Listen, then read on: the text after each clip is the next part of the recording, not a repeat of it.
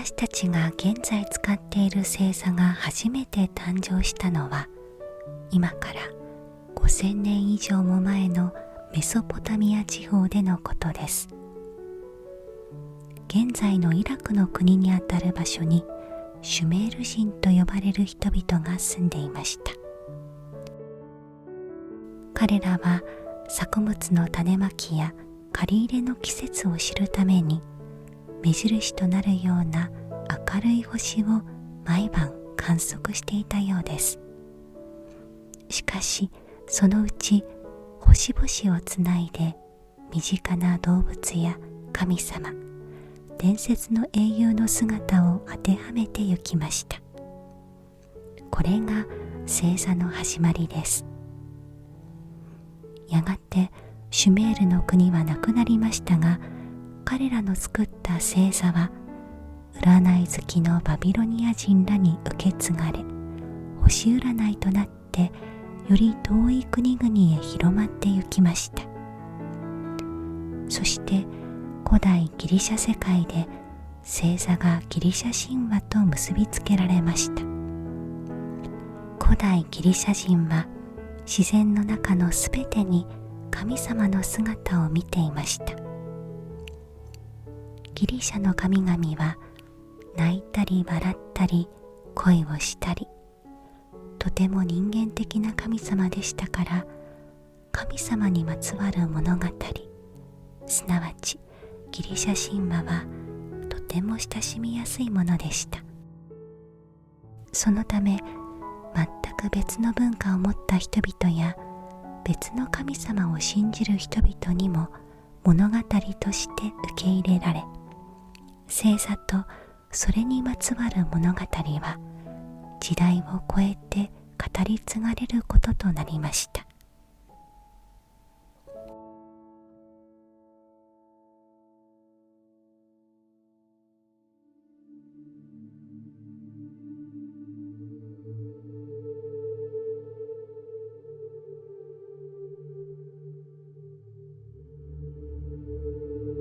15世紀から16世紀、ヨーロッパは大航海時代を迎えます。南半球に行けるようになった人々は、今まで見たことのない星空を眺めながら、そこに新しい星座を次々に作ってゆきました。あまりにたくさんの星座がさまざまな人によって勝手に作られたので、1930年、世界中の天文学者たちが集まり、星座が整備されました。その結果、星座は現在の88となり、私たちが使っている星座が完成したのです。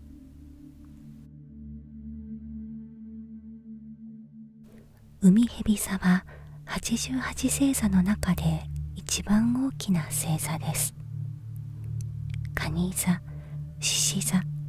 乙女座の下を星がうねうねと続き、巨大な海蛇の姿となっています。海蛇の頭の上、ぼんやりと小さな光の雲のように見えるプレセペ星団が蟹座の目印です。プレセペ星団を囲む4個の星がカニの甲羅を形作り、そこから4方向へ星が伸びています。ヘラクレスはギリシャで最も有名な英雄です。神々の王ゼウスを父に持ち、その命令で12の大冒険を行いましたが、そのうちの一つがアミモーネの沼に住む怪物ヒドラを退治することでした。ヒドラは9つの頭を持ち、人間の20倍もある巨大な蛇で、口からは毒ガスを吐き出します。甥のイオラーオスと共にアミモーネの沼までやってきたヘラクレスは、たくくさんの動物たちが死んでいるのを見つけました。みんな水を飲みに沼まで来て、ヒドラの毒で死んでしまったようです。しかしヒドラの姿がどこにも見当たりません。その時、知恵の女神アテナが現れ、そっとヒドラの隠れている洞窟を教えてくれました。ヘラクレスが火のついた矢を打ち込むと、ヒドラが飛び出してきました。待ち構えていたヘラクレスは棍棒でヒドラを散々殴りつけました。その時、友人のピンチを救おうと沼から飛び出してきたのが巨大な化けガニです。カニは巨大なハサミでヘラクレスの足を思いっきり挟みました。しかしヘラクレスは簡単に化けガニを振り払うと、棍棒を振り上げ一発で退治してしまいました。その間に体勢を立て直したヒドラは9つの頭から毒ガスを吐きながらヘラクレスに襲いかかってきました。ヘラクレスは剣を抜いて応戦しました。ところがヘラクレスがヒドラの頭を切り落とすと、その切り口からすぐに新しい次の頭が生えてきます。別の頭を切り落とすと、また新しい頭が。どうしたらよいものかと考えたヘラクレスは、首を切り落としたらその切り口を焼くようイオラーオスに頼みました。ヘラクレスの予想通り、焼かれた首からは二度と新しい頭は生えてきませんでした。ついに最後の首、9番目の首だけが残りましたが、これが不死身の首でした。ヘラクレスは山のような大岩を抱え上げると、ヒドラを岩の下に閉じ込めて退治したのです。この化けガニとヒドラが星座となり、カニ座とウミヘビ座ができたといいます。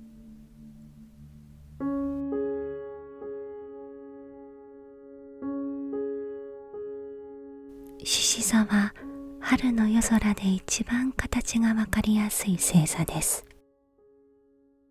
ハテナのマークを裏返しにした形に並ぶ星が獅子座の目印です。ハテナのマークはライオンの頭から胸に当たり、前足には一等星レグルスが輝きます。そこから東の方へ潰れた四角形の形に星が続くところがライオンの体です。尻尾に輝く二等星はデネボラと呼ばれています。空をかける勇ましいライオンの姿です。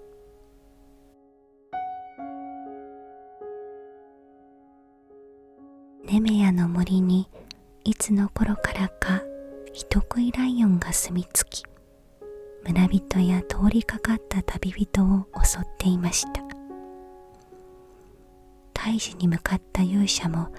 誰一人として戻ってきませんでした。そこで退治を頼まれたのが勇者ヘラクレスです。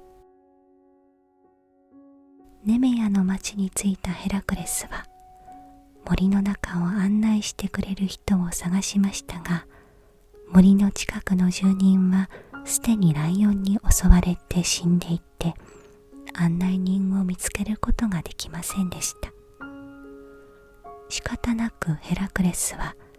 一人で森の中へと入っていきました。そして20日間も森の中をさまよった後で、ある日の夕暮れ、やっと人食いライオンを見つけました。ライオンは今人を食べてきたばかりなのか、その口は血で真っ赤です。ヘラクレスはすぐさまライオンに矢を射かけましたが、皮膚に当たった矢はみんな弾き返されてしまいました。ライオンは何も感じないのかあくびをしています。次に剣を抜いてライオンの頭に切りかかりましたが、鋼鉄の剣がぐにゃぐにゃに曲がってしまったというのに、ライオンはハエでも払うかのように頭をさすっただけでした。こうなっては仕方がないと、ヘラクレスは棍棒を振り上げると、力いっぱいライオンの頭を殴りつけました。パキ。鈍い音とともに棍棒は真っ二つに折れてしまいましたが、当のライオンはびくともしないばかりか、怒ってものすごい勢いでヘラクレスに襲いかかってきました。とっさに身をかわし、ライオンを捨てで押さえつけたヘラクレスは、3日3晩ライオンの首を絞め続けて、やっと退治することができました。戻ってきたヘラクレスをネメアの人々は大喜びで迎え、手厚くもてなしました。そしてヘラクレスの名はギリシャ中に知れ渡るようになったといいます。この様子を見ていた女神ヘーラは、ヘラクレスを相手によくぞ戦ったと、この人食いライオンを正座にしました。というのも、ヘーラ女神はヘラクレスが大嫌いだったからです。こうして獅子座が誕生しました。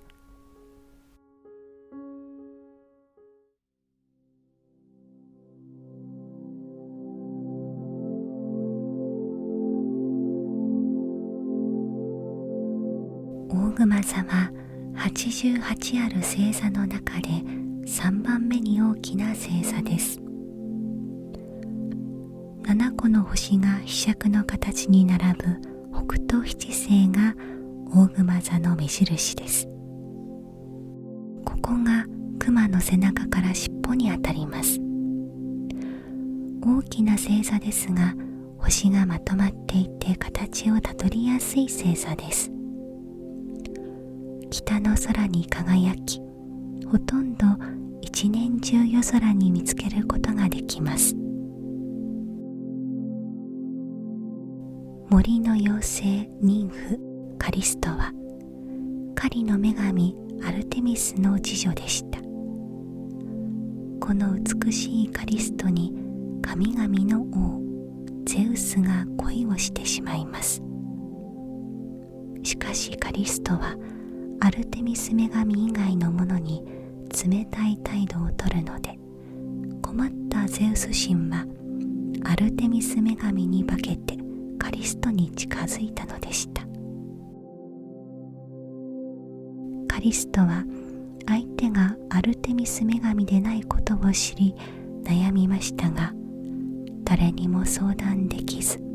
何ヶ月かが過ぎました。やがてカリストの様子がおかしいことにアルテミス女神が気づきました。ゼウス神の子供ができてしまったのです。それを知ったアルテミス女神は激しく怒りましたが、もっと怒ったのがゼウス神の妃ヘーラ女神でした。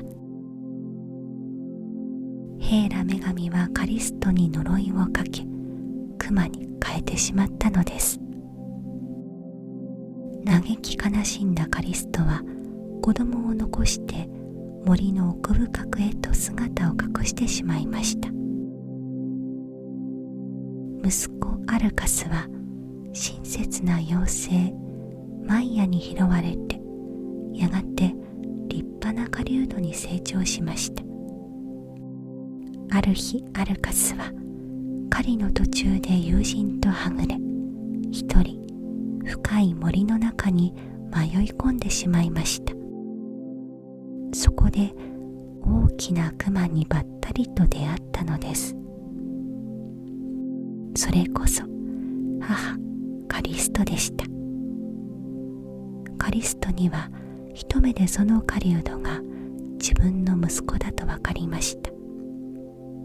懐かしさのあまり息子を抱きしめようとしましたが、アルカスは母が熊にされているとは知りません。ただ大きな熊が襲いかかってくるようにしか見えませんでした。驚いて弓に矢をつがえ、今にも熊を殺そうとしました。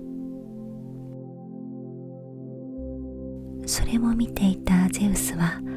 息子に母親を殺させるわけにはいかないと、アルカスも熊に変え、2匹を空へ上げて正座にしました。これが大熊座と小熊座です。さらに狩人アルカスの姿は牛飼い座になりました。しかしそれを知った女神ヘーラは怒りが収まりません。海の神オケアノスのところへ行って、母子の星座が海の下に入って休息を取ることができないようにしてほしいと頼みました。それから大熊座と小熊座は一年中休むことなく北の空に輝き続けることになったといいます。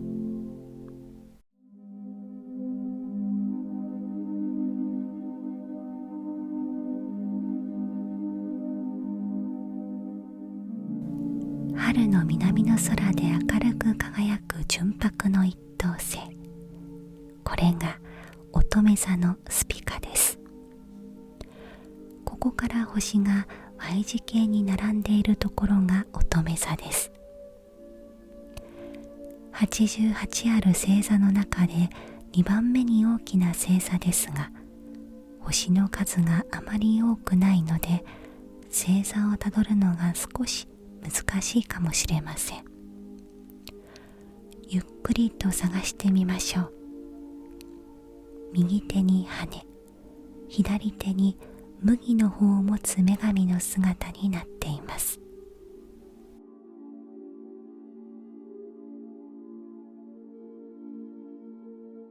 農業の女神レーメーテールと大神ゼウスの娘ペルセフォネーに冥界の神ハデスが恋をし、妃に欲しいとゼウス神に願い出ました。弟ハデス神の恋を叶えてやりたいと思ったゼウス神は結婚を承諾しました。ハデス神は友人たちと花を摘んでいるペルセフォネーを見つけると、真っ黒な戦車に乗って飛び出し、ペルセフォネーを連れて再び大地の中へと姿を消してしまいました。ペルセフォネーの悲鳴を聞いて友達が顔を上げた時には、大地はすでに元に戻っており、ペルセフォネーの姿はどこにも見当たりませんでした。娘がいなくなったことを知った農業の女神は世界中を探して回りましたが見つかりません。女神は深く悲しみ、神殿にこもって誰とも会わず口を聞かなくなってしまいました。そのため草花は枯れ、木々は実をつけなくなってしまったのです。このままでは地上の生き物はすべて死んでしまうと恐れたゼウス神はハデス神にペルセフォネーを返すよう言いました。愛する妃を失いたくないハデス神は承知したと言いながら地上へ帰るペルセフォネーにザクロの実を与えました。冥界の食物を食べた者は冥界から出られないという掟があるのです。そんなこととは知らないペルセフォネはザクロの実を4粒食べてしまいました。戻ってきた娘を見て女神は喜びましたが、ペルセフォネがザクロの実を食べたことを知って女神は再び深い悲しみに沈んでしまいました。神々の王としての権限でゼウス神は食べたザクロの実の数4ヶ月間もペルセフォネは冥界で暮らし、残りの8ヶ月は母のもとで暮らすよう言い渡しました。これには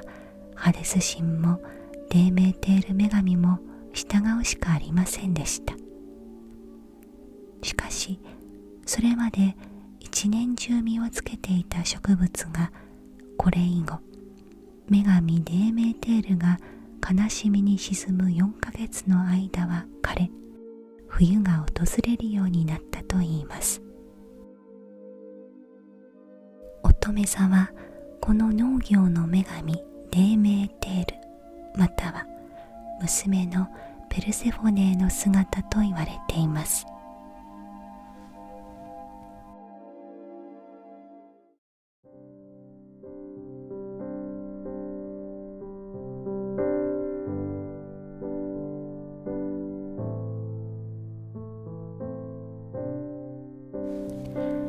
春の空高く輝くオレンジ色の明るい星は牛飼い座のアークトゥルスです。この星と乙女座のスピカ、獅子の尻尾に輝く星デネボラの3つの星を結ぶと、春の夜空に下向きの大きな春の大三角形が出来上がります。この三角形のすぐ上、いくつもの小さな星が集まっているところが髪の毛座です。明るくはありませんが目立ちます。大変美しいと言われたエジプト王妃ベレニケの髪を表しています。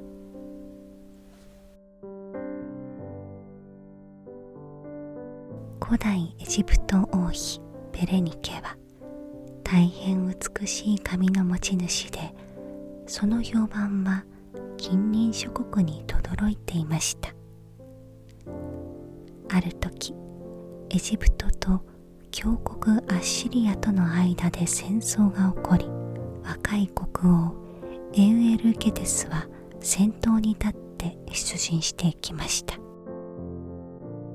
戦場の国王のことを思い、王妃は心配で夜も眠れませんでした。そんなある日、戦場からの使者が戻り、戦いの様子をつぶさに報告しました。それによると、エジプト軍は敵軍に負け、王は敵に捕らえられてしまったといいます。驚いた王妃は女神イシスの神殿に駆け込みました。イシスの神よ、どうか私の願いをお聞きください。王様と我がエジプト軍をお助けください。もし私の願いを聞いてくださいますなら、女神のために何でもいたします。神殿にこもって一生懸命祈り続ける王妃の前に、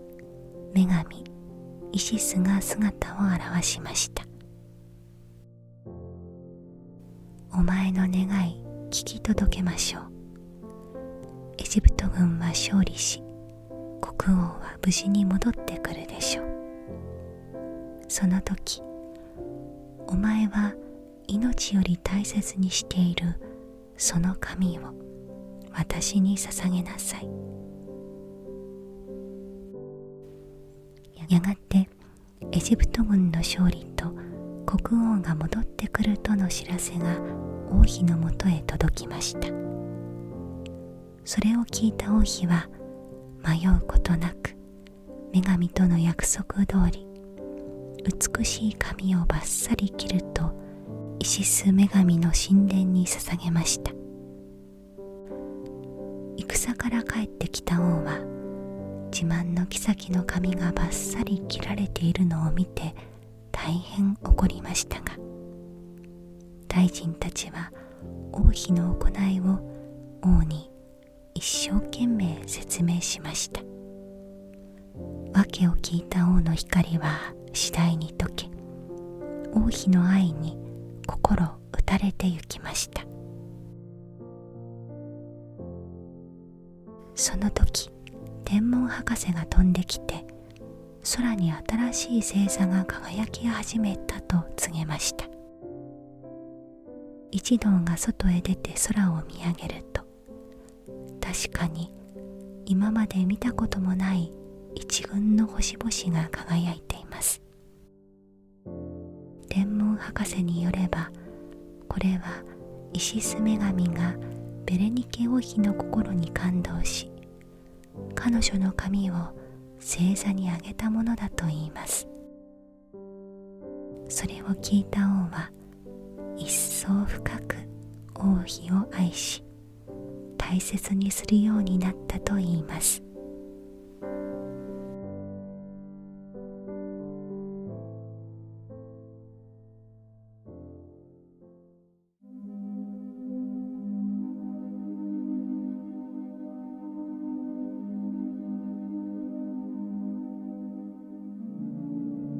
流座は曲がりくねりながら北極星の周りを90度以上もぐるっと取り巻く星座です。ヘルクレス座の足元に星が小さな潰れた四角形に並んでいるところが竜の頭です。ここからは星が点々とつながっていますから、星座の星々をたどるのは難しくはありません。ほぼ一年中その姿を見ることができます。ラドンは100の頭を持った竜です。秘境ヘスペリレスの縁で一本のリンゴの木を守っていました。このリンゴはヘーラ女神の結婚のお祝いに大地の女神ガイアが贈ったもので、ヘーラ女神はとても気に入っていました。このリンゴの実を持ってくるよう命じられたのがヘラクレスです。ヘラクレスは犯した罪の償いにエウリステウスの王のために働くよう大神ゼウスに命じられていて、王様がリンゴを欲しがったのでした。しかしヘスペリレスがどこにあるのか知る人はいなく、世界中をさまよい歩いていると、親切な妖精ニンフたちがプロメテウスが知っているわよと彼の居所も教えてくれました。プロメテウスは世界の東の果てにある山に鎖で縛られていました。一羽のワシが毎日やってきてプロメテウスの体をつつきますが、不死身のプロメテウスの体は次の日には元通りになり、終わることのない苦しみに耐え続けていたのです。なぜこんなひどい目に遭っているんだとヘラクレスが尋ねると、人間のために神の持ち物だった火と知恵を分け与えたからだとプロメテウスは答えました。それを聞いてヘラクレスはプロメテウスが気の毒になり、鎖を解いてやりました。喜んだプロメテウスは自分の弟アトラスのもとへ行くよう教えてくれました。プロメテウスに教えられた通り、世界の西の果てにやってきたヘラクレスは天を支えているアトラスにリンゴを取ってきてほしいと頼みました。しかしあそこにはラドンという恐ろしい竜がいて近づけないとアトラスは言います。見るとリンゴの木に大きな竜が巻きついています。ヘラクレスは狙いを定めて矢を放ちました。矢は見事にラドンに命中し、ラドンは死んでしまいました。アトラスはリンゴの世話をしている自分の娘たちに頼んでリンゴを一つもらってきてくれました。それを受け取るとヘラクレスは王様のもとへと帰って行きました。ヘラクレスに殺されたラドンですが、長い間よく働いてくれたと感謝した女神ヘーラが星座にあげ、竜座が誕生したと言われています。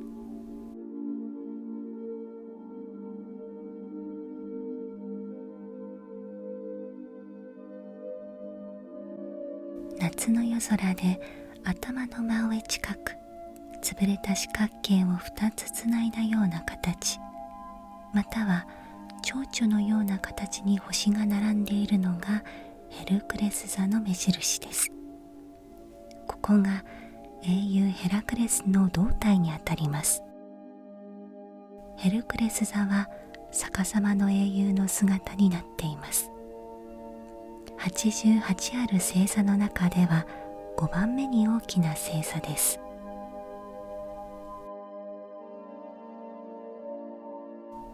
ヘラクレスは大神ゼウスとアルゴスの王女アルクメネーの間に生まれました。そのためゼウスの妃ヘーラ女神はヘルクレスを憎み、生まれて間もないヘラクレスのゆりかごに蛇を忍び込ませましたが、ヘラクレスはそれを簡単に両手で絞め殺してしまったといいます。やがて成人したヘラクレスはテーベの王女と結婚し、幸せな日々を過ごしていました。しかし女神ヘーラの呪いによって突然暴れたヘラクレスは妻と子供たちを殺してしまいました。正気に帰ったヘラクレスは嘆き、自分で命を絶とうとしますが、いとこに止められてしまいます。そして父ゼウス神の審判を仰ぐことになりました。ゼウス神は罪の償いとしていとこのエウリステウス王のもとで10年間働くことを命じました。そこでヘラクレスは次のような12の大冒険を行うこととなったのです。1、ネメアの人食いライオン退治。2、アミモーネの沼の怪物ヒドラ退治。3、ケルネイアのマノシカの生け捕り。4、エリュマントス山の巨大イノシシを捕まえる。5、アウゲイアス王の牛小屋掃除。6、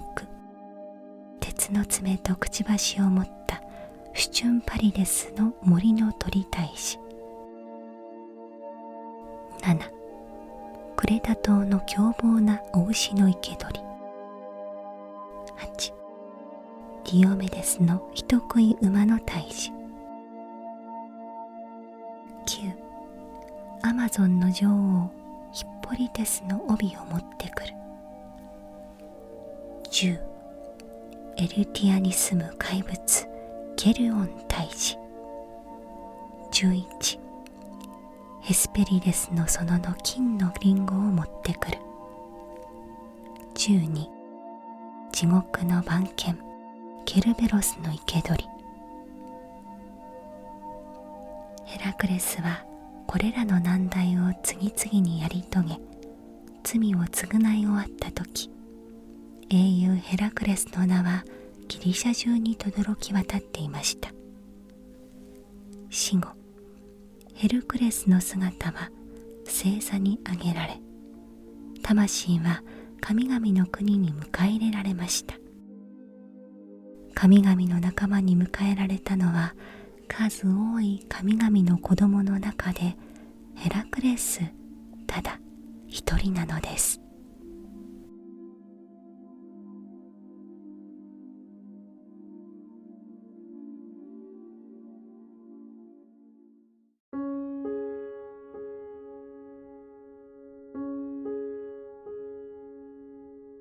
こと座は夏の代表的な星座です。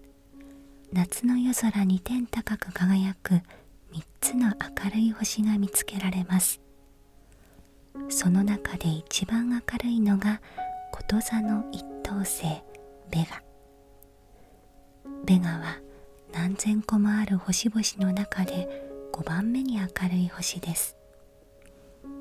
このベガから小さなひし形に星が並んでいるのがこと座で、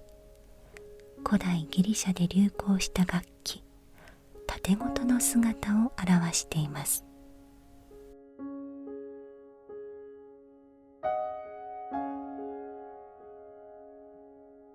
オルフェウスはトラキア王と音楽の女神の一人カリオペーの間に生まれました。音楽の神アポロンが盾事を与え、音楽の女神たちが演奏を教えたので、オルフェウスはギリシャ一の音楽家となりました。オルフェウスは美しい妖精エウリディケを妻としていましたが、ある時エウリディケが突然死んでしまいました。オルフェウスはどうしても妻を忘れられず、死者の国から連れ戻そうと決心し旅立ちました。エウリディケへの愛を歌い盾事を演奏すると、すべてのものがオルフェウスに死者の国への道を示してくれました。冥界の入り口では生きた者を通さないはずの地獄の番犬ケルベロスも、オルフェウスが歌うと猫のようにおとなしくなり通してくれました。三途の川の渡し森カロンはオルフェウスの歌を聴いて涙を浮かべ、オルフェウスを死者の国へと渡してくれたのです。冥界の王ハデスの前でオルフェウスは歌いました。その時ハデスの目から生まれて初めて涙があふれ出しました。そして分かったオルフェウスよ、特別にエウリディケを返そう。ただし冥界を出るまで後ろを振り返ってはならんぞと命じました。喜び勇んで地上へ向かうオルフェウス。しかし後ろからついてきているはずのエウリディケの足音が聞こえません。だんだん心配になったオルフェウスは地上の光が見えた時、つい後ろを振り返ってしまったのです。その瞬間、小さな叫び声とともにエウリディケの姿が幻のように消えていきました。約束を破ったオルフェウスは二度と冥界に近づくことができませんでした。悲しみに耐えられず、オルフェウスは死んでしまいました。音楽の神アポロンはオルフェウスをかわいそうに思い、彼の盾事を夜空に上げこと座にしたのだといいます。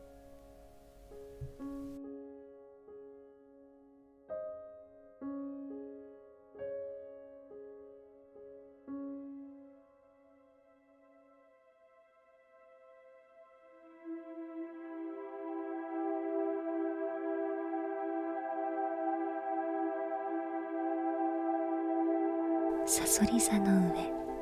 星が大きな五角形または将棋の駒のような形に並んでいるのが蛇使い座です。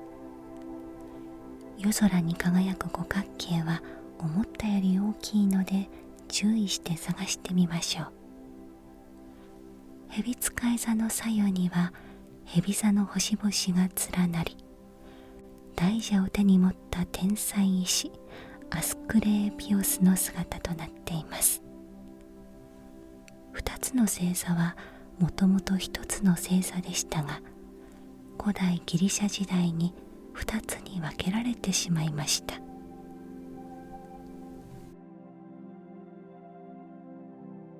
アポロ神はテッサリアの王女コロニスとの間に生まれた息子アスクレーピオスをペーリオン山に住むケイロンに預け育ててもらうことにしました。ケイロンはアポロン神と妹のアルテミス女神がその才能に惚れ込んでさまざまな力を与えた人物です。ケイロンはアスクレーピオスに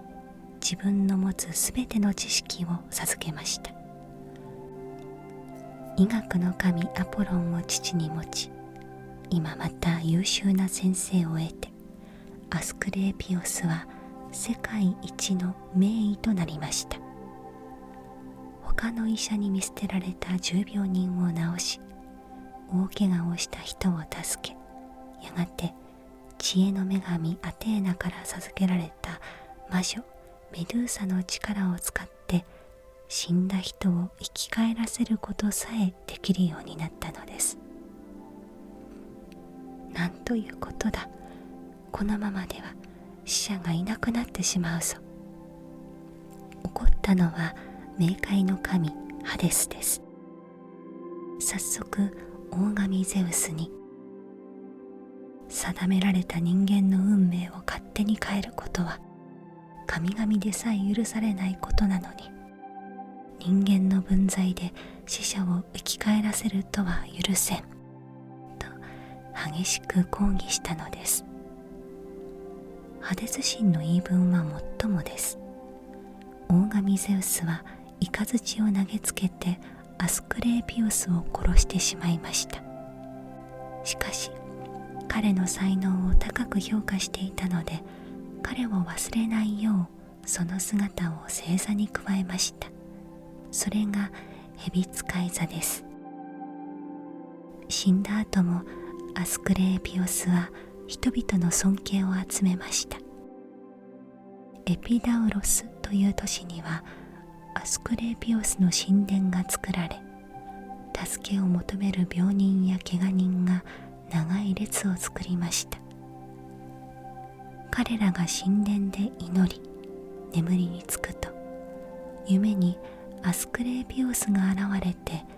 どうすれば病気や怪我が治るか教えたといいます。ところで蛇使い座は蛇を両手に持って立っていますが、これはアスクレーピオスが蛇の毒を薬として使っていたからだといいます。また蛇の強い生命力は病気を治す力と関係があると信じられ、さまざまな治療に使われていたと言われています。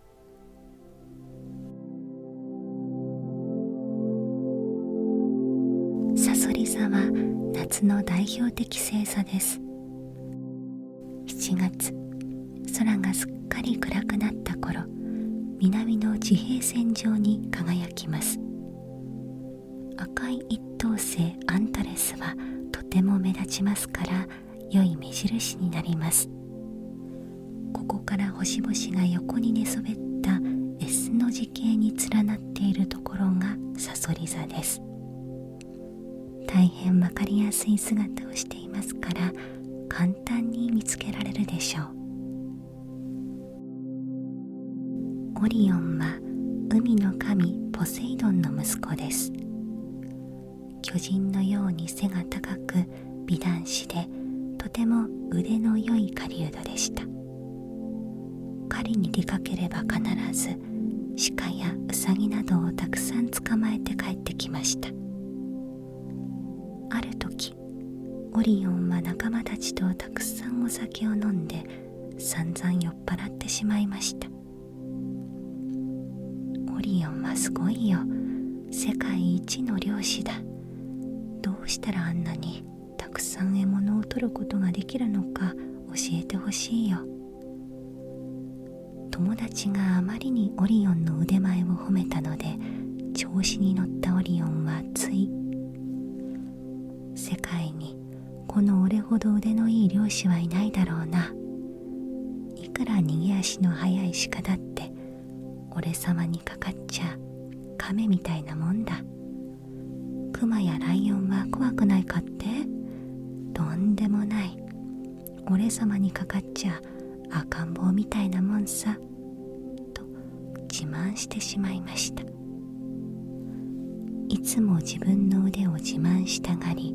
神様を敬おうともしないオリオンを憎たらしく思っていた神々は、このオリオンの言葉を聞き大変怒りました。特に大地の女神は、オリオンが毎日獲物が取れるのは私が与えてやっていたからだ。それなのになんという思い上がりだ。とカンカンになって怒り、一匹のサソリを呼んでオリオンを刺し殺しておしまい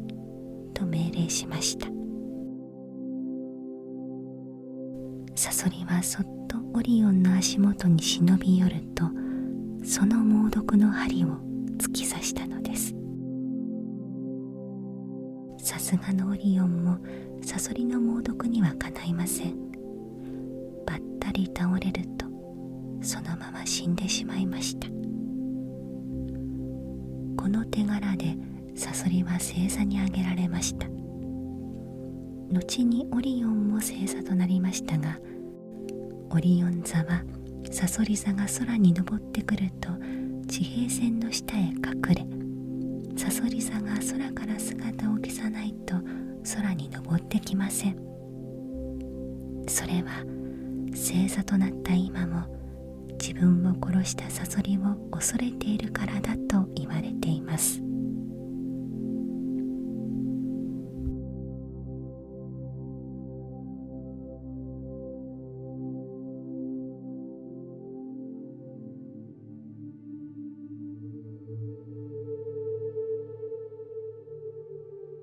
夏の夜空に天高く輝く3つの明るい星が見つけられますが、3星の中で2番目に明るい星が鷲座のアルタイルです。この鷲座のすぐ東に星が小さなひし形を形作って並んでいるのがイルカ座です。小さな星座で7倍の双眼鏡で見ても全体を一度に見ることができます。小さいけれど目立ちます。コリントスの宮廷学士アーリーオンは海の神ポセイドンの息子で盾事の名手でした。ある時コリントス王の命令でシチリア島で開かれた音楽コンクールに出場しましたが、ここで見事に優勝を果たし、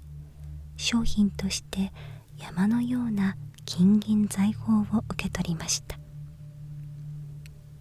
コリントスへ帰る船がシチリア島を出港し、沖合に出た頃のことです。アーリー王の持っている金銀財宝を奪い取ろうと考えた船員たちは、彼を縛り上げて海に放り込もうとしました。助けを呼ぼうにも海の真ん中ではどうすることもできません。死ぬ前に一曲だけでいいから盾事を弾かせてくれ。死ぬ覚悟を決めたアーリーオンは船員たちに頼みました。無論反対する者などいません。アーリーオンは船のへさきに立つと心を込めて人生最後になるかもしれぬ曲を演奏しました。そして歌い終わった瞬間、船船員たちが驚き騒ぐ中、自ら海に身を投げたのです。ところがいつの間にか船の周りには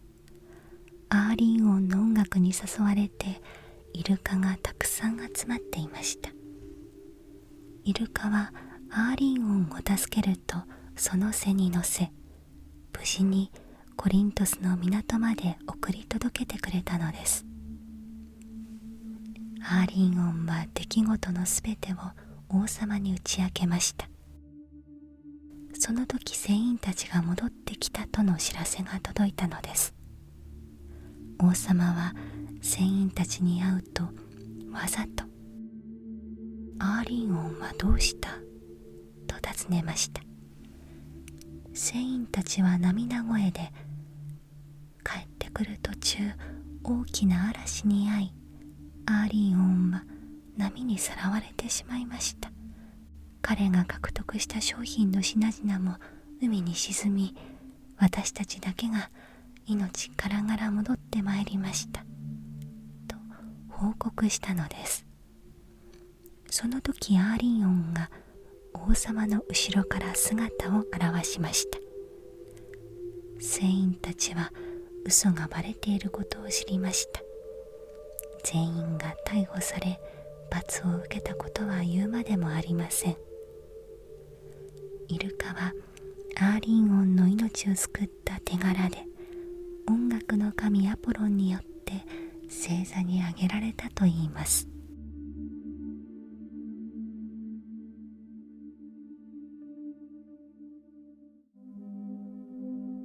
さそり座の東、夏の天の川が一番太く明るく見えるあたりに、6個の星が小さなひしゃくの形に並んでいます。これがいて座の目印です。さそり座に比べて目立たないので、じっくりと探してみましょう。6個の星は大熊座の北斗七星に対して南斗六星と呼ばれています。弓に矢をつがえた半人半馬の怪人ケイローンの姿です。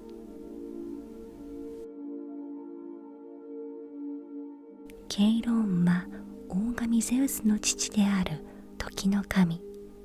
クノロスと妖精ニンフピリラとの間に生まれた子供です。クノロス神がフィリラに会いに行くとき、妃レアの目をごまかすために馬に姿を変えていったことから、ケイローンは上半分が人間、下半分が馬の姿で生まれました。ケイローンは大変賢く、アポロン神、アルテミス女神の兄弟神に愛されました。アポロン神は音楽、医術、予言の力をケイローンに与え、アルテミスは狩りの技を教えました。やがてケイローンはペーリオン山の洞穴に住んで、若い英雄たちを次々に教育しました。怪力ヘラクレスに戦いの技を教え、アポロン神の息子アスクレーピオスを名医に育てたのもこのケイロンでした。その後マレア半島に移り住みましたが、このケイロンの家へある日、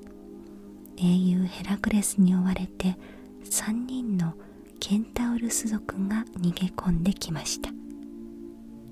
ケンタウルスたちが家の中へ逃げ込んだのを見たヘラクレスは、そこがケイロンの家だとは知らず、弓を引き絞り矢を放ちました。矢は扉を打ち破り、一人のケンタウルスの腕を貫いて、なんとケイロンの膝にぐさりと突き刺さったのです。家の中に飛び込んできたヘラクレスは真っ青になりました。先生。ヘラクレスの矢にはヒドラの猛毒が塗ってありました。どんな怪物も矢にかすっただけで死んでしまうという猛毒です。たちまちケイローンは苦しみ始めました。しかしケイローンは神様の子供で不死身です。苦しんで苦しんで、でも死ねませんでした。苦しみを見かねたヘラクレスは大神ゼウスに祈り、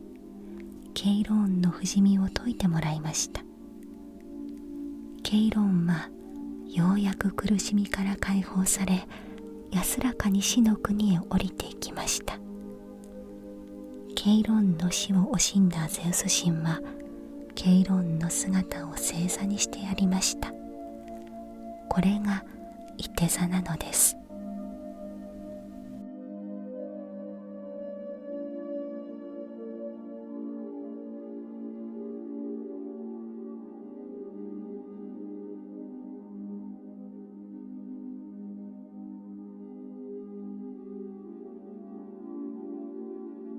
星座にまつわる物語としてはギリシャ神話がよく知られていますが、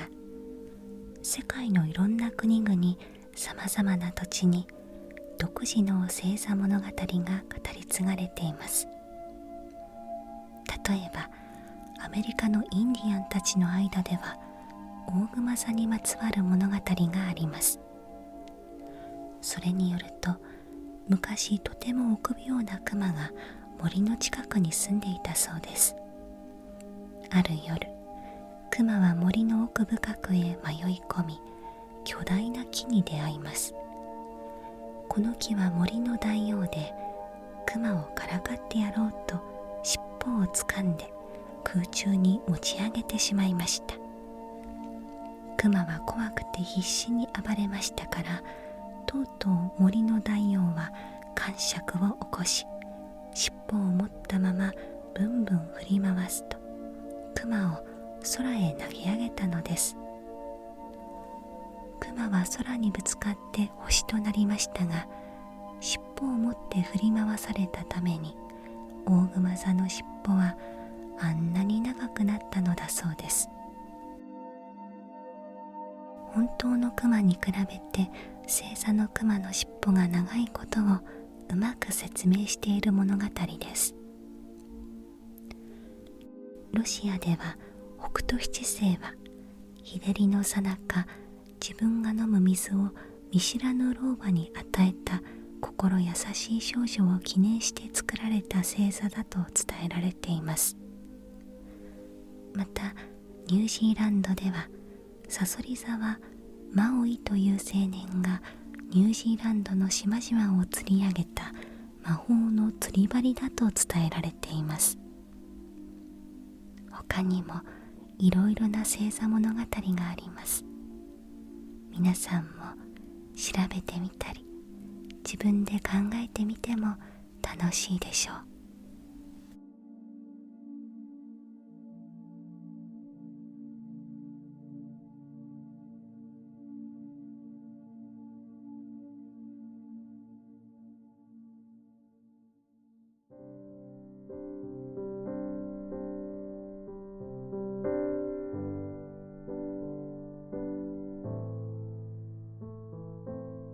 秋の夜空は明るい星が少なく寂しい感じがします。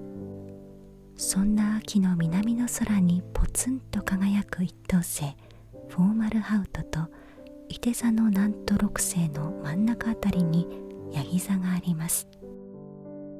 小さな星々がたくさん連なって大きな逆さまの三角形を描いているところがヤギ座です。目立って明るい星はありませんが、見つけるのは意外と簡単です。ヤギ座とはいうものの、上半身がヤギ、下半身が魚の奇妙な姿の星座です。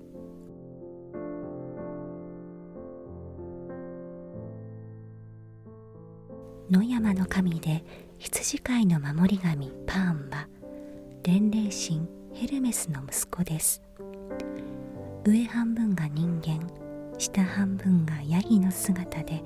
頭にはヤギの角を持ち、顔はひげだらけでしたから見た目は不気味でした。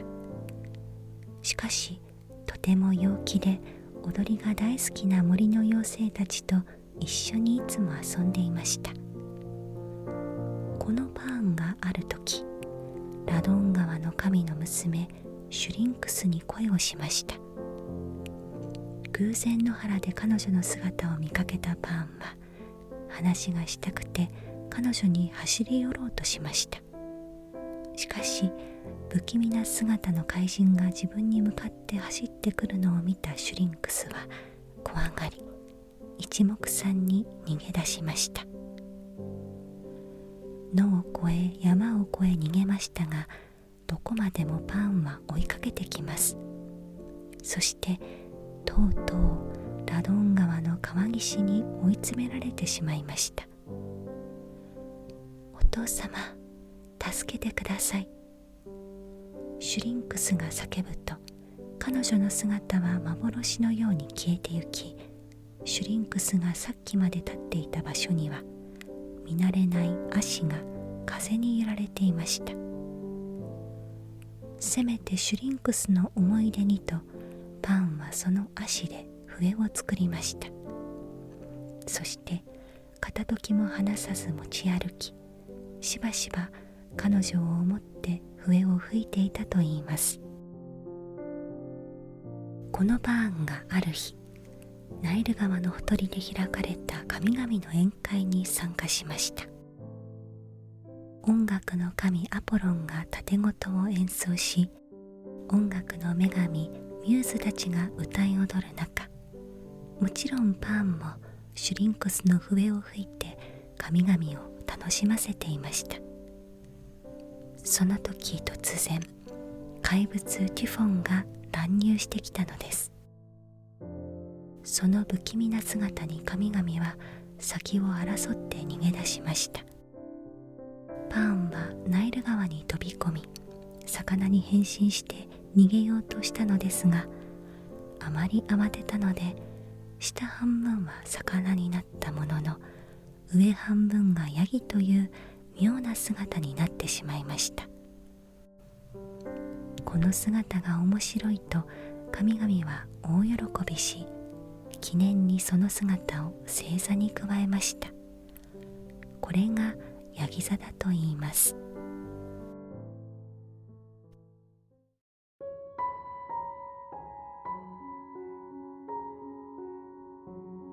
ペガススの大四辺形の南西に星が小さな三つ矢のマークの形に並んでいるところが水亀座の目印です。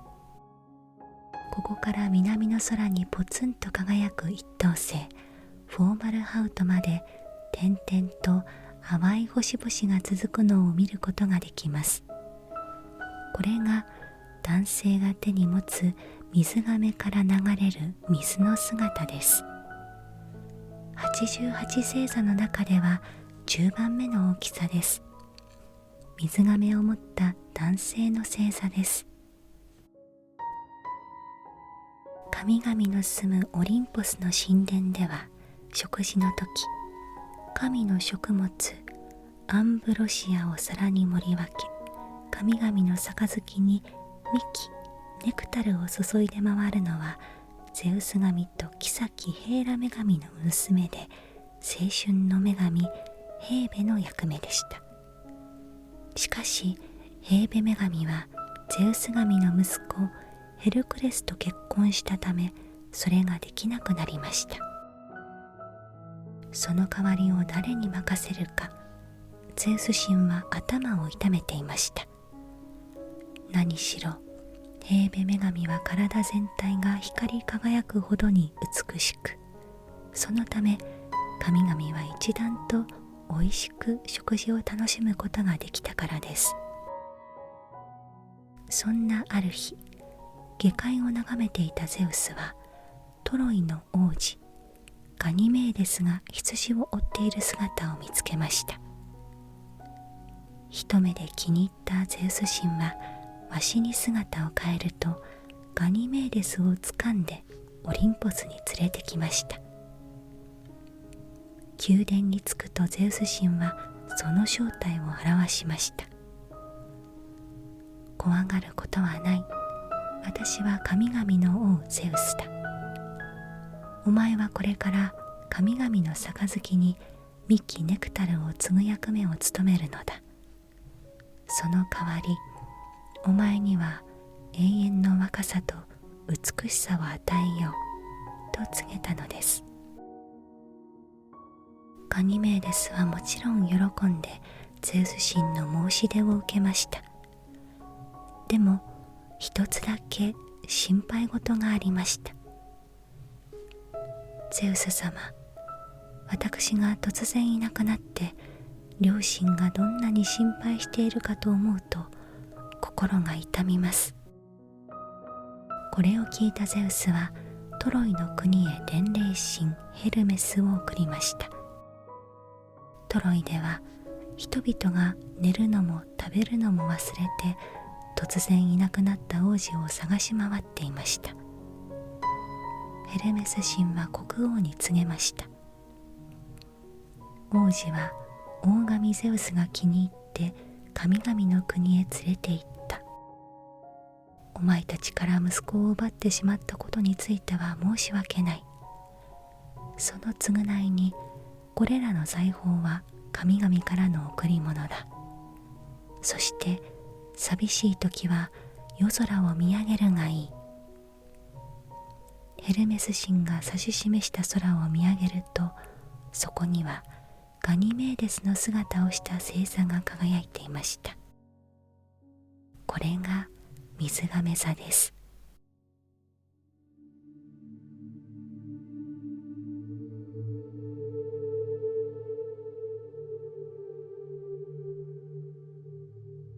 ペガスス座は秋の代表的星座の一つで、秋の星座を探す良い案内人です。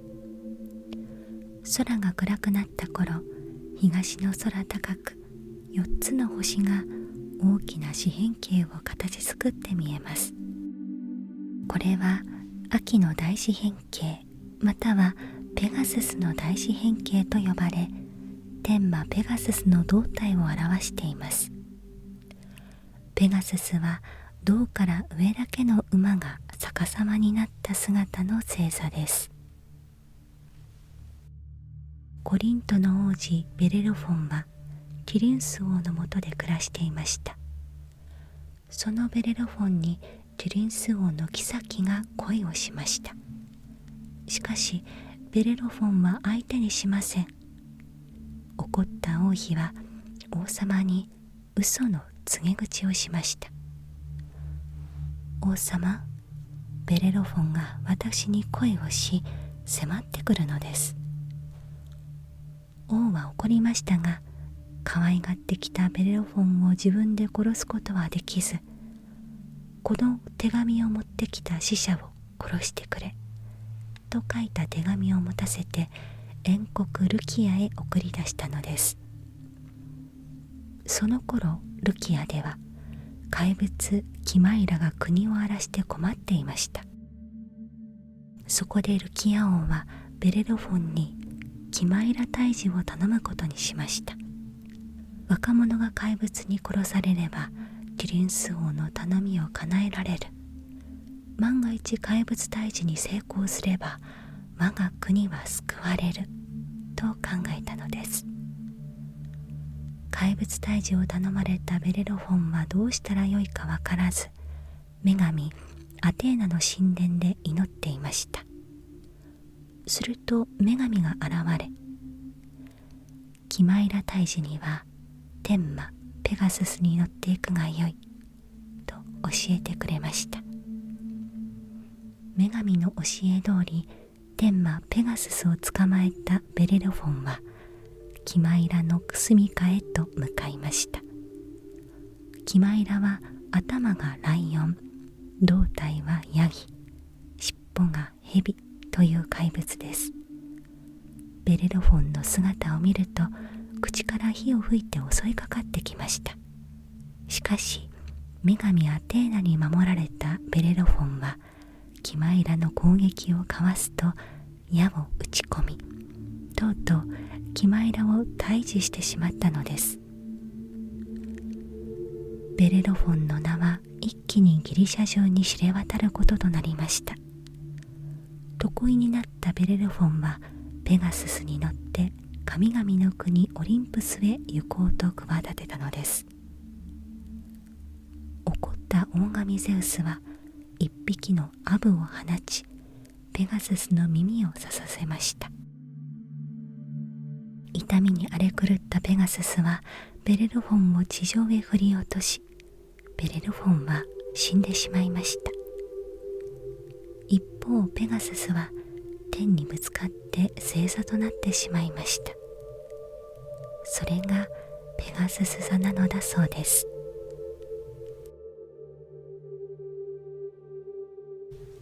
秋の夜、天高く輝く秋の大四辺形には目立って明るい星はありませんが、四辺形の中にほとんど星が見えないので目立ちます。この秋の大四辺形の東の辺と南の辺に沿って星がとても大きなくの字形に連なっているのが魚座です。リボンで尻尾をつながれた2匹の魚の姿になっています。ある日のこと、神々はオリンポス山にある宮殿から出てナイル川のほとりで宴会を開きました。太陽と音楽の神アポロンが盾琴を演奏し、音楽の女神たちミューズが踊り、宴会は大いに盛り上がりました。すると突然、生暖かい風が吹き始め、ものすごいうなり声が聞こえてきました。怪物テュフォンが姿を現したのです。テュフォンは天まで届くほど背が高く、巨大な翼は太陽の光を覆い隠し、足が大蛇で、そのたくましい肩からは100匹の蛇と不気味な顔をした頭が生え、鋭い目からは火を吹き、口からは燃え上がる岩を吐いていました。叫び声は天地を震わせ、吐く息は我慢できないほど嫌な匂いがしていました。そのあまりにも気味の悪い姿に神々は先を争って逃げ出しました。その時、愛と美の女神アフロディーテとその息子エロスは魚に変身し、川に飛び込んで逃げましたが、はぐれるといけないと言ってしっかりと体をリボンで結んでいました。後でその姿を思い出して面白がったゼウス神がその姿を星座にあげました。それが魚座なのだそうです。さて、ゼウス神は一度は逃げ出したものの、見ると知恵の女神アテーナがたった一人怪物の前に立ちはだかって戦おうとしています。これを見てゼウス神は引き返し、雷を手に持ち怪物に立ち向かいました。ゼウス神の雷とティフォンの吐き出す炎が辺り一面を焼き尽くし、激しい戦いに大地は震え、海は大きく波打ちました。ゼウス神のあまりにも激しい攻撃に、さすがのティフォンも気力をくじかれ、一目散に逃げ出しました。ゼウス神は追いかけシチリア島まで来た時、巨大な山を持ち上げるとティフォンめがけて投げつけ、その下に閉じ込めてしまったのです。こうしてできたのがシチリア島のエトナ山です。エトナ山が時々噴火をするのは、ティフォンが山の下で大暴れしているからなのだそうです。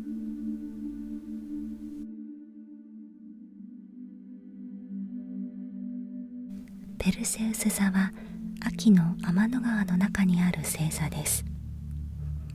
星が W の形に並んだカシオペア座と五角形の形に並んだ魚舎座の真ん中のあたりにペルセウス座があります。星が人の文字の形に並んでいるのが目印です。右手に剣を持ち、左手に魔女のメデューサの首を持つ英雄の姿です。ペルセウスは大神ゼウスとアルゴスの王女ダナエの間に生まれました。お前はやがて孫に殺されるだろうという予言を聞いたアルゴス王は、娘と生まれたばかりの孫を木の箱に入れると海に流してしまいました。箱はセリボス島の親切な漁師に発見され、母子は漁師のもとで暮らすことになりました。ペルセウスが成人する頃、漁師が死に、漁師の弟で島の王様はダナエを妃にしたいと思うようになりました。しかしそのためには息子ペルセウスが邪魔だと考えた王は、ペルセウスに魔女メデューサを退治し、首を持ってくるよう命じたのです。メデューサは髪の毛が蛇で、その姿を見た者は魔力で石になってしまうという怪物です。このメデューサを退治しない限り島には戻れません。ペルセウスが困っていると、知恵の女神アテーナと伝錬神ヘルメスがやってきました。神はメデューサを直接見ないように鏡のように磨き上げられた盾、空を飛ぶことのできるサンダル、かぶると姿が見えなくなる帽子を貸してくれたのです。ペルセウスはメデューサの住む島へと向かいました。島ではメデューサと2人の姉が昼寝の最中でした。ペルセウスは盾にメデューサを移し、用心深く進みました。異変に気づいたメデューサの髪の蛇が首を持ち上げた瞬間、ペルセウスはメデューサの首を切り落としました。物音に2人の姉は目を覚ましましたが、姿の見えなくなる帽子をかぶっているため、ペルセウスの姿は見えません。ペルセウスは急いで首に袋を入れると、空を飛んで島を脱出しました。ヘリボス島へ帰ってみると、王の求婚を承知しない母が牢に閉じ込められていました。母を救い出したペルセウスは王宮へ乗り込み、王よ、これがあなたの望んだメデューサの首ですと叫んで、首を差し出したからたまりません。王様たちはメデューサの魔力でみんな石になってしまいました。ペルセウスは死後星座に上げられ、ペルセウス座になったのだそうです。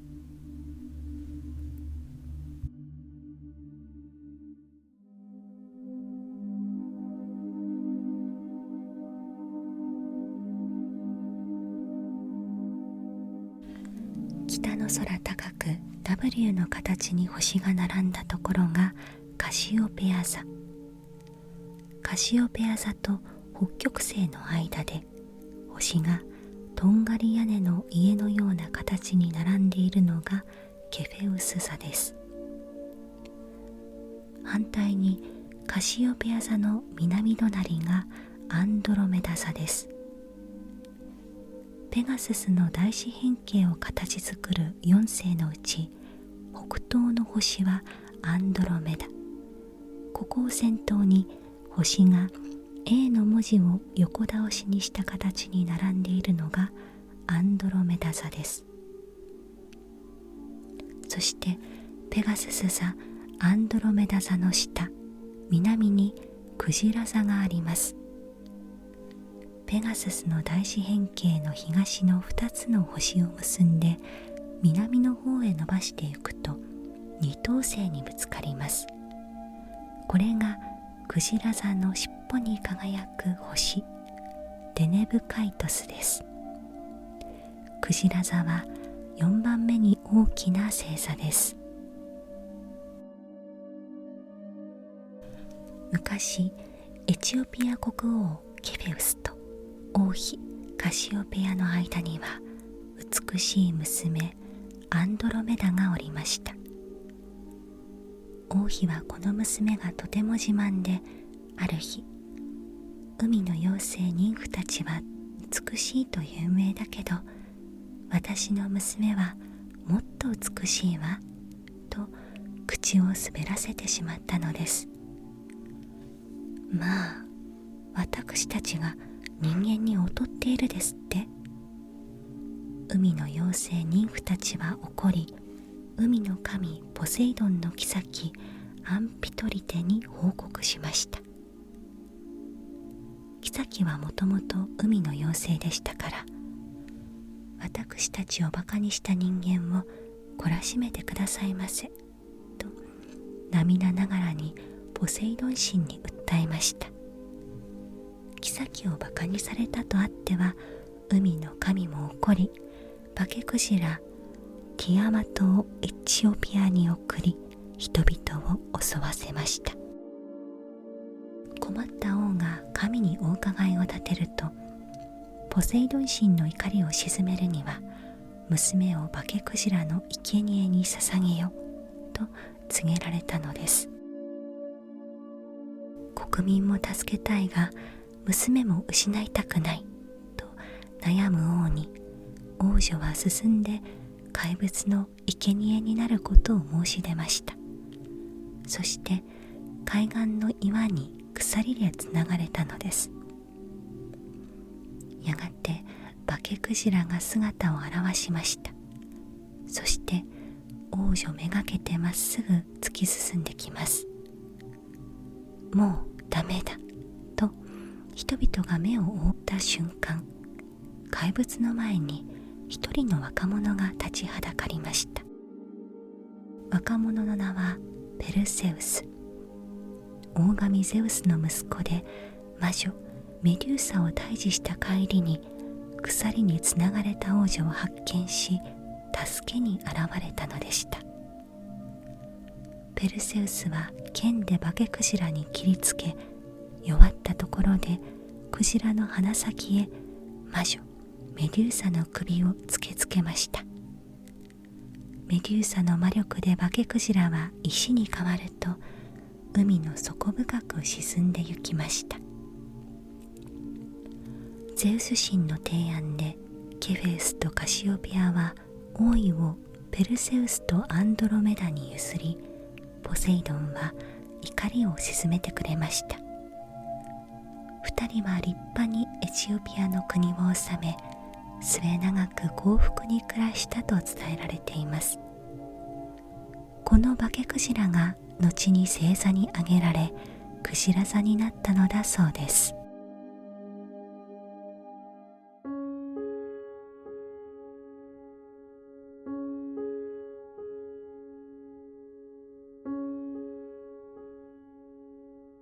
アンドロメダ座の南、3個の星がへの字を裏返したような形に連なっているのがお羊座の目印です。ここがお羊座の頭にあたります。星の並びを見つけるのはそれほど難しくはありませんが、星の並びからお羊座の姿を思い浮かべるのは少し難しいかもしれません。思ったよりも大きな星座です。テッサリアの国王アタマースは、妃ネフェレーがいながらテーベの王女イーノーに恋をし、ネフェレーを追い出してイーノーを妃に迎えました。ネフェレーの2人の子供たちをイーノーは最初可愛がっていましたが、やがて自分の子供ができると、ネフェレーの子供たちが邪魔になり、殺そうと計画しました。麦畑に種をまく前夜、イーノーはすべての種を火で炙ってしまったのです。当然麦は一つも芽を出しませんでした。悪いことの前兆に違いない。何も知らない国王は占い師に占わせました。しかしその占い師はとっくにイーノーに買収されていたのです。神々が怒っている。前の妃の子供たちを大神ゼウスへの生贄に捧げよと占い師は告げました。かわいい子供たちを殺すことはできないと国王は悩みましたが、それを知ったイーノーはそのお告げを国民に広めてしまいました。国民たちは怒り王様に詰め寄ったので、とうとう王様は2人の子供たちを生贄に捧げなくてはならなくなりました。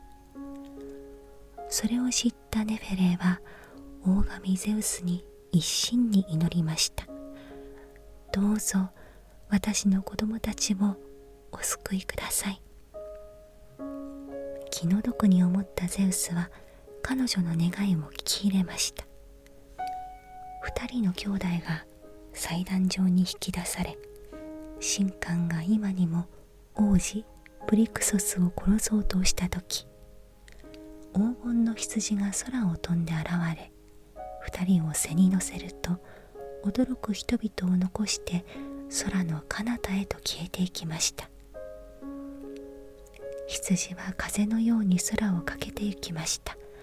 あまりのスピードに妹のヘレは途中で目がくらんで海に落ちて死んでしまいましたが、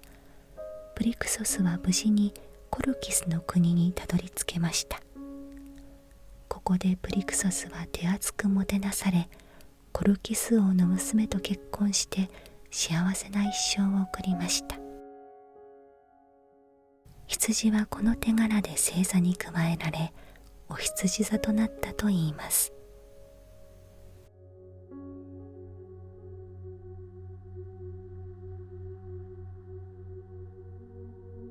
私たちが見ることのできる星座の多くには、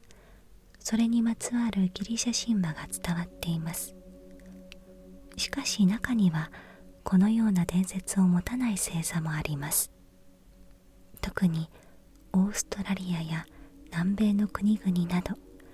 南半球の国々の空に輝く星座がそうです。そのような星座の多くは15世紀から16世紀以降に作られました。それまで知られていなかった南半球に行くことができるようになり、船乗りたちは珍しい生き物を持ち帰り、人々の興味をかきたてました。ドイツのバイエルはカメレオン、カジキ、ツル、ハエ、トビウオなど南半球で発見された珍しい生き物を星座にしました。またフランスの天文学者ラカイユはレチクル、コンパス、望遠鏡、顕微鏡、定規、時計、炉、テーブル山など当時の船乗りたちが使った最新の道具や発明されたばかりの科学器具などを星座にしました。これらは日本からでは全然見えなかったり、一部しか見えないため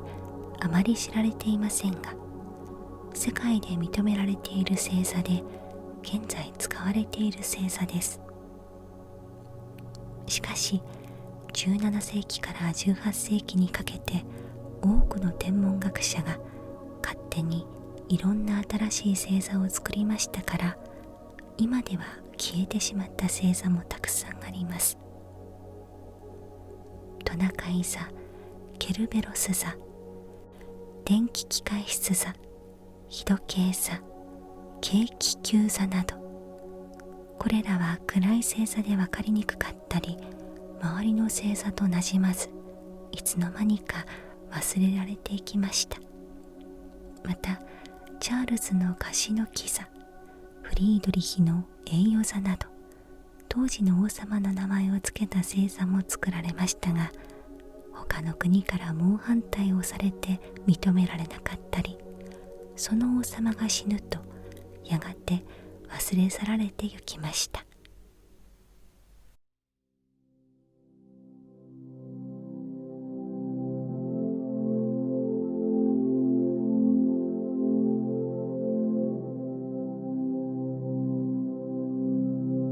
冬の北東の空高く黄色く輝く一等星カペラが魚舎座の目印です。ここから五角形に星が並んだところが魚舎座になります。星座を見つけるのは簡単ですが、この星の並びから右手に馬の手綱を持ち、左手に子ヤギを抱いた男の人の姿を想像するのはちょっと難しいかもしれません。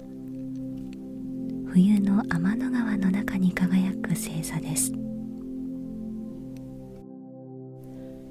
知恵の女神アテーナは火事の神ヘーパイストスと大地の女神ガイアとの間に生まれた子供を育てることとなりました。女神は子供をエリクトニウスと名付け、カゴの中に隠して可愛がっていたアテネの国の王女アグラウロスに預けました。このカゴを大切に持っていておくれ。でも決して中を見てはいけない。女神の言いつけ通り、アグラウロスはカゴを大切に保管していましたが、ある時どうしてもカゴの中が見たくてたまらず、そっと蓋を開けて中を見てしまったのです。そこには足の代わりに蛇の尾を持った赤ん坊が入っていました。その姿の恐ろしさにアグラウロスは悲鳴を上げると、エレクトニウスの入ったカゴを地面に落としてしまいました。そのためにエレクトニウスは足が不自由になったといいます。一方、アグラウロスは恐怖のあまりアクロポリスの丘から飛び降りて死んでしまったのです。その知らせを受けた女神アテーナはアグラウロスの死をとても悲しみました。その後、エレクトニウスはアテーナ女神のもとで育てられました。女神はエレクトニウスをとても可愛がり、足の不自由さを補って有り余るほどの知恵を授けました。やがて大きくなったエレクトニウスはアテネの国王となりました。彼は知恵を使ってアテネの人々になる良い政治を行いましたから、国は大いに栄え、人々の暮らしは豊かになりました。エリクトニウスは自分の不自由な足を補うために戦車を発明し、それを使って国内を視察し、ひとたび戦争となれば戦車を操って真っ先に敵陣に飛び込んでいく勇者でもありましたから、人々は国王をたたえ、彼の名はギリシャ中に響き渡りました。後に大神ゼウスは戦車を発明した功績により、エリクトニウスの姿を星座に上げ、魚舎座が誕生したといいます。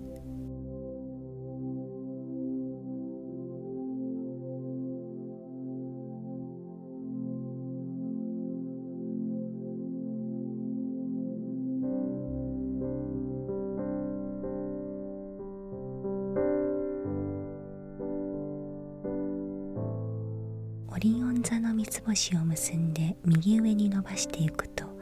赤い一等星アルデバランが見つけられます。ここから小さな V 字形に星が並んでいるところがお牛の顔になります。これはヒアデス星団と呼ばれる星の群れです。その右上、5、6個の星が小さく集まっているのがプレヤデス星団です。こがお牛の肩にあたります。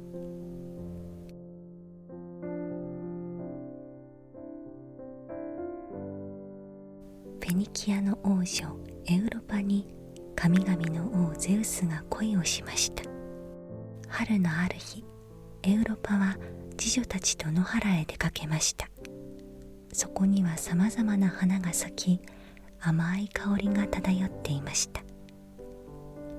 王女たちは花を摘んで冠や首飾りを作って楽しく遊んでいました。その様子を見ていたゼウスはお牛に姿を変えて野原に現れました。いつの間にか近くに牛がいることに気づいたエウロパたちは驚きました。でも見れば牛は雪のように純白でとても美しくおとなしそうです。エウロパはそっと牛を撫でてみましたが、牛はおとなしくしています。すっかり安心した乙女たちは牛に花の首飾りをつけたり、頭に花冠を乗せたりして遊び始めました。美しく飾られた牛に興味を持ったエウロパはそっと乗ってみました。王女様、危ないですわ。侍女たちは心配しましたが、牛は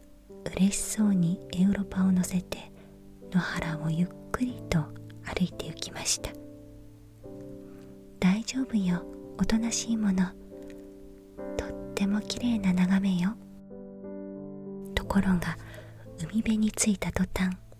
牛は突然ものすごい勢いで海の中へ駆け込んだのです。キャー、助けて。あっという間に牛は海の深いところまで入ってしまい、エウロパは降りることができません。海岸線がみるみる遠くなってゆきました。しかしエウロパはいつの間にか海の妖精たちが集まり舞いながらついてきていることに気がつきました。牛は神様の変身であるに違いありません。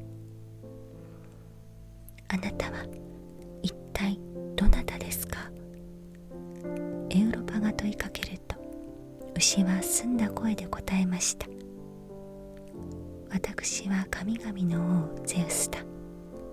お前と結婚するために迎えに来た。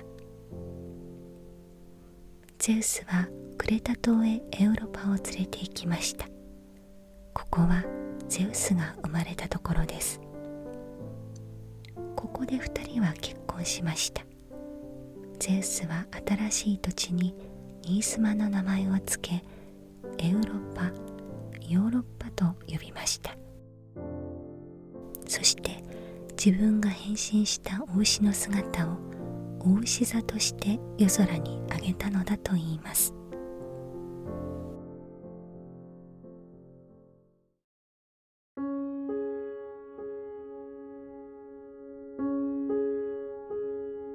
オリオン座は冬の星座の王者とも呼ばれます。真冬の南の空に2個の一等星と2個の二等星が長方形を形作り、その真ん中3個の二等星が一直線に並んでいます。その整った形はとても目立ちます。右手に棍棒を持ち、左手で毛皮を持つ姿になっています。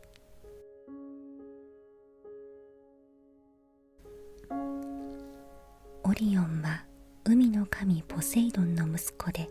背が高く美男子で腕の良い漁師でした。人気があった伝説上の人物らしく、何種類かの物語が伝わっています。クレタ島へやってきたオリオンはやがて月と狩りの女神アルテミスに気に入られ、しばしば女神のお供をするようになりました。そしていつしか恋人同士のようにいつも一緒に狩りをする光景が見られるようになったのです。アルテミスはオリオンと結婚しようとしているらしい。神々の間でそんな噂さえ立つようになったのです。アルテミス女神の兄アポロン神は乱暴なところがあり、何かと自分の力を自慢したがるオリオンが大嫌いでした。アルテミス女神にオリオンと仲良くしないようにと忠告しますが、女神は笑って相手にもしません。ある日、アポロン神は海の上を歩いているオリオンを見つけました。オリオンは海の神の息子でしたから、海の上を歩くことができたのです。アポロンはオリオンに気がつかれないように、魔法でオリオンの頭を光り輝くようにしました。そしてアルテミス女神をオリオンの頭が見える海岸へ連れ出し、アルテミスよ、お前は狩りの女神などと言われてしょっちゅう狩りをしているようだが、いくらお前でも、ほら、海の中のあんなに遠くにある小さな光を射抜くことはできないだろうな、と言いました。アルテミス女神は、とんでもない、簡単なことですわ、と言うと、弓を引き絞り、見事その光を射抜いてしまいました。やがて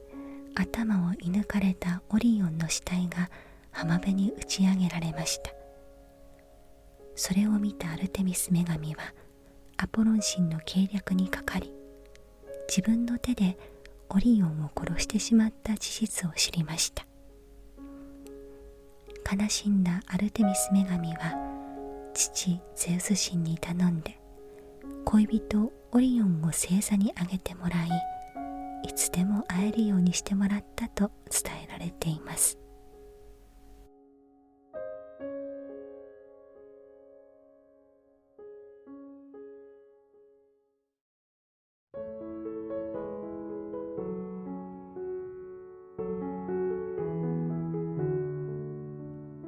冬も終わりの頃、南の空高く2個の明るい星を先頭に2列の星が並んで見えます。これが双子座です。2つの星はほとんど同じ明るさに見えますが、西の星カストルは2等星、東の星ポルックスは1等星です。明るい星が2つ並ぶ姿は目立ち、兄弟星、メガネ星など世界中でいろんな呼び名が伝わっています。仲の良い双子の兄弟カストルとポルックスの姿の星座です。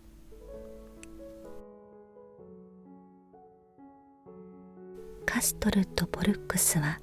大神ゼウスとスパルタの王妃レダとの間に生まれた双子です。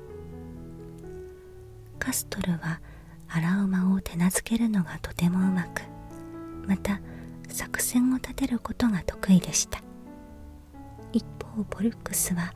ボクシングのチャンピオンでした。二人揃ってさまざまな冒険に参加し、ギリシャでも有数の英雄として知られていました。彼らにはイーダスとリュンケウスという双子のいとこがいました。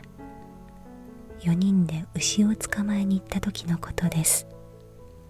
4人は協力してたくさんの牛を捕まえましたが、いざ牛を分ける時になってイーダスが提案しました。早食い競争をしようじゃないか。同じ量の肉を一番早く食べ終わった者が半分の牛を、